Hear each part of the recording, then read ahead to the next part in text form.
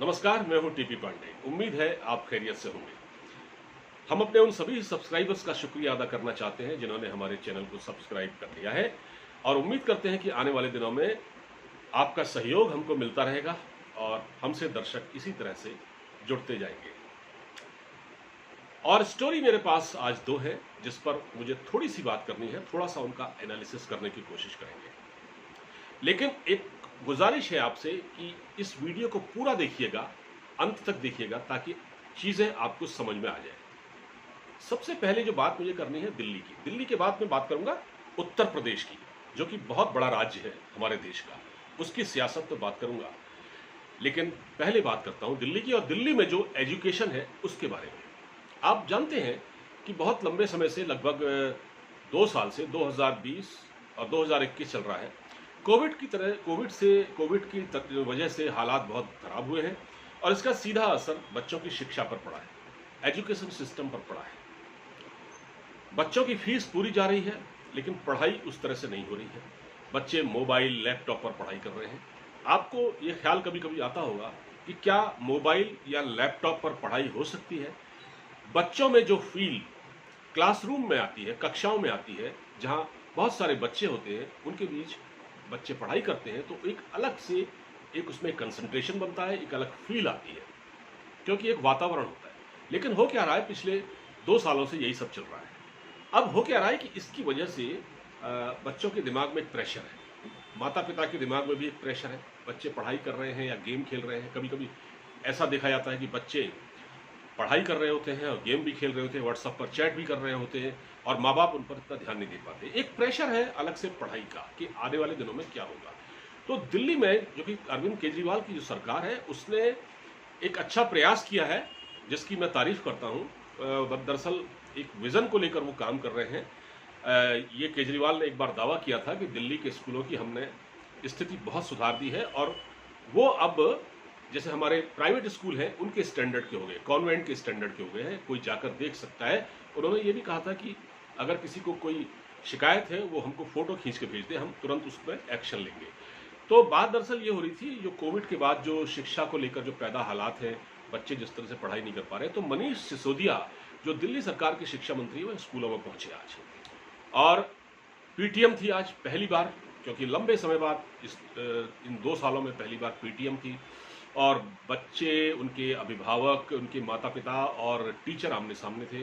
तो मनीष सिसोदिया ने टीचरों से आमने सामने बात की, और इसका मकसद क्या था, जब उनसे जानने की कोशिश की गई तो उन्होंने कहा इसका मकसद सिर्फ ये है कि जो स्ट्रेस है, जिस तरह से बच्चे पढ़ाई कर रहे हैं, तो हम टीचर और अभिभावकों से आपस में बात करें और एक ऐसा सोल्यूशन निकालें जिससे कि अगर लंबे समय तक भी ये सिलसिला चलता रहेगा, क्योंकि अभी 3rd वेव आना बाकी है जिसमें बच्चों की ही स्वास्थ्य पर बुरा असर पड़ेगा, ऐसा बताया जा रहा है। तो अभी स्कूल तो नहीं खोले जा सकते, ये भी उन्होंने कहा, क्योंकि अभी स्कूल खोलना रिस्की होगा। लिहाजा पढ़ाई को ठीक रखने के लिए, और ताकि बच्चों का कंसंट्रेशन बना रहे, और माता पिता बच्चों के साथ कैसे ट्रीट करें, उन पर कैसे ध्यान दे सकते हैं, उनको कैसे समझा सकते हैं, हम चाहते हैं कि एक मैकेनिज्म इस तरह का तैयार किया जाए, एक कोई ऐसी एक चीज सामने लाई जाए जिससे कि बच्चे पढ़ाई ठीक से कर पाएं और उनके माता पिता पर भी ज्यादा बोझ न पड़े। क्योंकि अक्सर होता यही है, बच्चे मोबाइल से या लैपटॉप से पढ़ाई कर रहे हैं तो व्हाट्सएप पर चैट भी कर रहे हैं और उसमें गेम भी खेल रहे हैं, ये सब चीजें देखने में आई है। तो एक माँ बाप पर भी प्रेशर है, माता पिता भी प्रेशर है, बच्चों पर भी प्रेशर है, और जाहिर बात है कि जो जैसा कि मैंने आपसे पहले कहा, जो पढ़ाई लैपटॉप या मोबाइल पर होती है वो पढ़ाई नहीं होती, वो एक मजबूरी है, मजबूरी के कारण ये करना पड़ रहा है।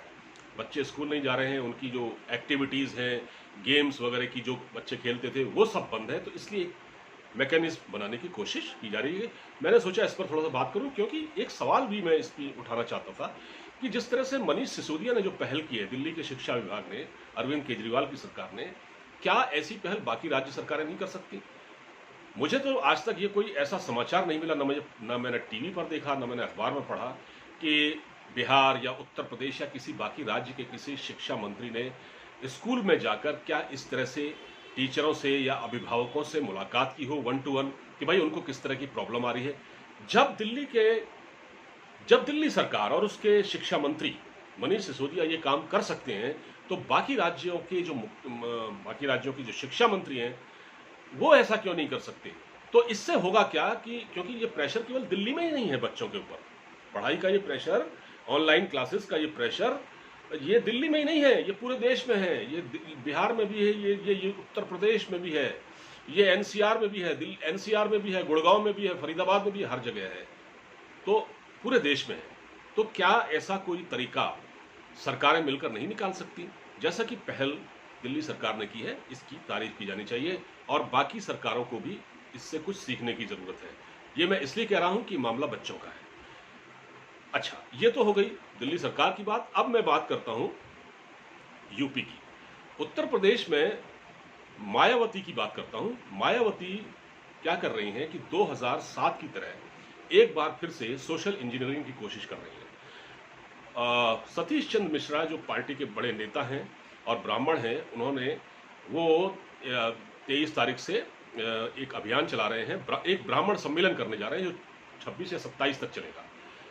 उस ब्राह्मण सम्मेलन में दरअसल ब्राह्मणों को एकजुट करने की कोशिश की जाएगी, जैसे कि 2007 में किया था।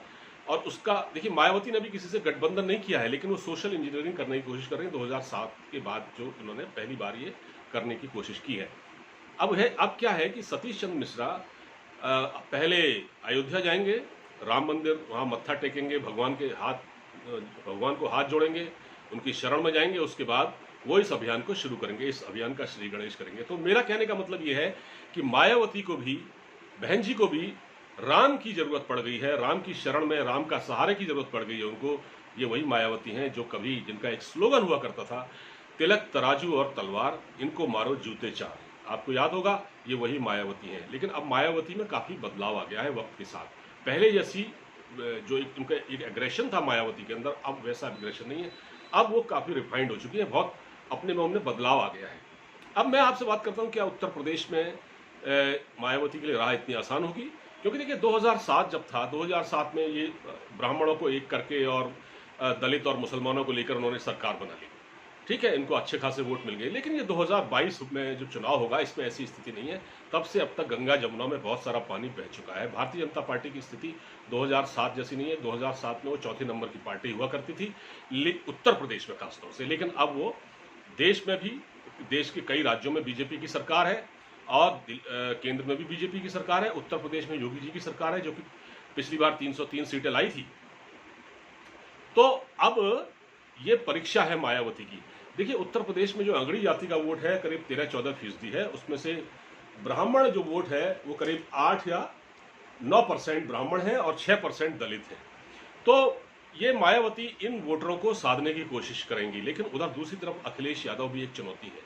अखिलेश यादव का सीधा सीधा है MY समीकरण, मुस्लिम और यादव समीकरण। तो यादव तो उनको वोट देंगे, लेकिन जो मुस्लिम है उस वोट बैंक में सेंध लग सकती है, क्योंकि ओवैसी मैदान में आ रहे हैं। 100 सीटों पर उन्होंने चुनाव लड़ने की घोषणा की है 2022 में। इससे मुस्लिम वोट बंटने की संभावना है और इसका सीधा फायदा भी भारतीय जनता पार्टी को होने वाला है। तो क्या मायावती का ये दांव उत्तर प्रदेश में सफल होगा? मैं फिर कह रहा हूं कि मायावती को भले ही राम की जरूरत पड़ गई हो, लेकिन 2007 वाली बीजेपी नहीं है, ये 2022 वाली बीजेपी है, जिसकी कई राज्यों में सरकार है। तो इतना आसान उनके लिए नहीं होगा। जो सोशल इंजीनियरिंग उनकी 2007 में चल गई थी, वो अब फिलहाल चलेगी या नहीं, ये कहना बड़ा मुश्किल है। फिलहाल इस वीडियो में इतना ही। आपको वीडियो अच्छा लगा तो उसको शेयर कीजिएगा, अपना फीडबैक दीजिएगा, हमारे चैनल को सब्सक्राइब करना मत भूलिएगा, ठीक है? फिर कह रहा हूं, हमारे चैनल को सब्सक्राइब जरूर कर लीजिएगा और अपना पूरा ख्याल रखिएगा। नमस्कार।